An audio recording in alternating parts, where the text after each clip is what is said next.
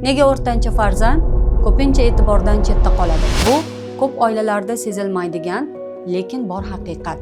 Kichik farzand e'tibor markazida bo'ladi. Katta farzand doimo nazoratda. O'rtanchasi esa o'zini eplaydi. Bunga shart emas deymiz. Lekin aslida hamma gap ham, hamma his ham mana shu o'rtancha farzandda bo'ladi.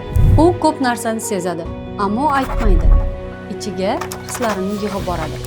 Biroz jizzakilik, yolg'on gapirish, o'zini ko'rsatishga urinishlar bu shunchaki signal. Men ham borman, meni ham eshitinglar degan ichki chaqiriq xolos. Har bir farzandga birdek mehr, birdek e'tibor kerak bo'ladi. Farzandlarning katta kichigi yo'q. Har biri eshitilgisi, ko'rilgisi keladi. Agar muvozanatni to'g'ri ushlay olsak, uyda ham, farzandlar orasida ham sog'lom muhit shakllanadi.